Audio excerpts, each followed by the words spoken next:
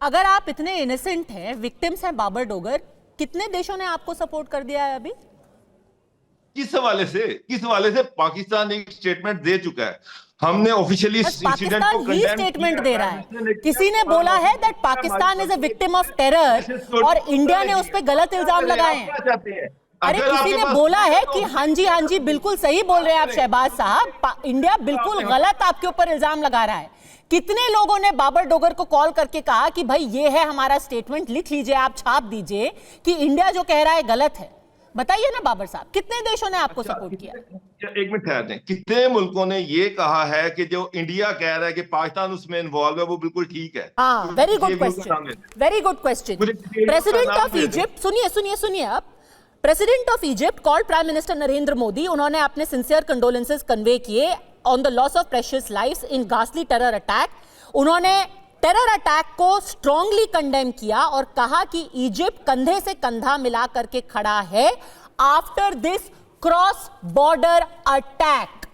Egypt के president ने कहा है कि इस क्रॉस बॉर्डर अटैक के खिलाफ वो हमारे साथ कंधे से कंधा मिलाकर खड़े। अभी अब आप कहेंगे क्रॉस बॉर्डर अटैक हो सकता है कि नेपाल का बॉर्डर हो, ये भी आप कह सकते हैं। क्या था उसमें कौन सी ऐसी चीज थी, क्या था उसमें? आप ये बताइए ना सर, मैंने आपको बता दिया। और ये अल सीसी साहब तो सिर्फ एक है। आप बताइए किस कंट्री ने बोला है कि पाकिस्तान बिल्कुल सही चीज बोल रहा है? उस्मा जी से पूछ लेती हूँ। उस्मा जी, कितने लोगों ने आपको सपोर्ट किया? आप तो जाकर के कितने कितने लोगों को बोल रहे हैं, कितने देशों ने कहा है Pakistan we are with you?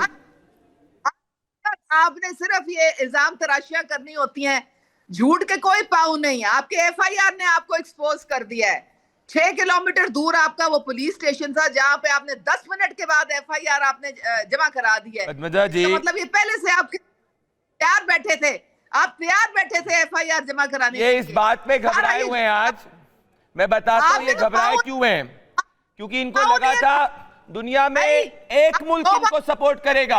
उस्मा जी, पहले आप प्लीज रिक्वेस्ट कि आप अपना पहले वाईफाई फिक्स करिए। नहीं हो सकता, कैसे होगा वाईफाई? आप न्यूक्लियर बॉम्ब बाद में फोड़िएगा, पहले अपना वाईफाई ठीक कीजिए। पद्मा जी कैसे होगा? ना बिजली है, ना खाने को खाना है, ना आटा है, ना चावल है, ना दाल है, और अब इंडस वाटर का पानी रोका गया है, बिजली, अब इनका क्या हाल होगा सब जानते हैं।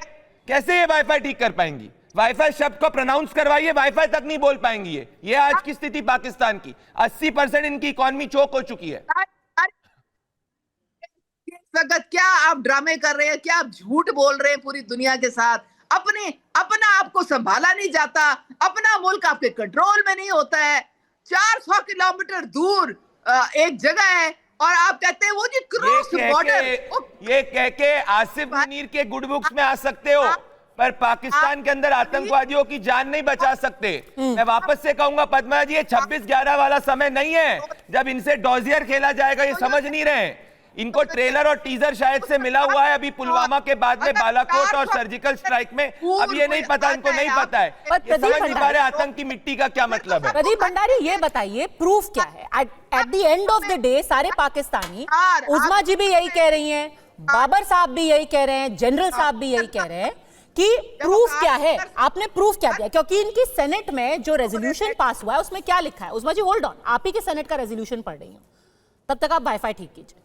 उस रेजोल्यूशन में लिखा हुआ है कि ये एक सोची समझी और मैलिफाइड कैंपेन है भारत सरकार ने जो की है पाकिस्तान का नाम खराब करने के लिए, जो कि एक फेमिलियर पैटर्न है to exploit the issue of terrorism for narrow political gain. यानी कि आप राजनीतिक फायदे के लिए टेरर के इशू को बार बार एक्सप्लॉइट करते हैं। सबूत कहां है? सबूत प्रदीप जी, पहले तो हमको जो आतंक फैलाता है उसको सबूत देने की जरूरत है ही नहीं। ना हम इनको बोलेंगे ना बात करेंगे। जो वर्ल्ड लीडर्स के साथ में हमारे एक्सटर्नल अफेयर्स मिनिस्टर ने क्लोज डोर मीटिंग करी है, उसमें जो कम्युनिकेट करना था वो कर दिया है। और यूएस के प्रेसिडेंट डोनाल्ड ट्रंप क्या कहते हैं? Our full support is with prime minister Narendra Modi and his government in this fight against terror. क्या ओसामा बिन लादेन को जब अमेरिका ने जाके पाकिस्तान के अंदर घुस के उसको मारा था, क्या दुनिया को सबूत दिया था? नहीं दिया था। क्या इजराइल ने जाकर सबूत दिया था? नहीं दिया था। हम एक शक्तिशाली मुल्क है और जो आतंक फैलाता है उसको हम सपोर्ट नहीं देते, ना उसको सबूत देते हैं, ना उससे बातचीत करते हैं। हम अटैक करेंगे, इनको जहां जाना है दुनिया के किसी भी कोने के अंदर जाए।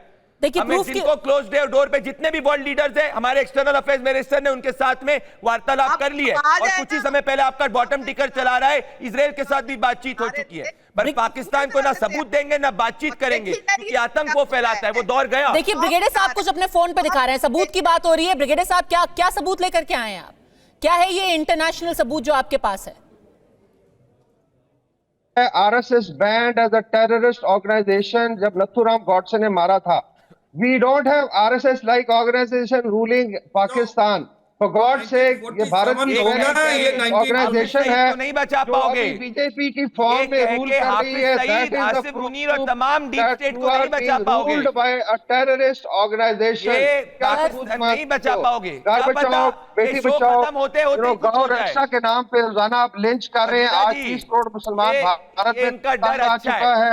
Nagas want independence. आपने जो बेटी बचाओ बेटी पढ़ाओ का नाम लिया, मेरे को पता नहीं किस कॉन्टेक्स्ट में लिया आपने ब्रिगेडियर खान, पर honestly seeing what happened to Malala Yousafzai, आपको थोड़ा सा बेटी बचाओ कर लेना चाहिए।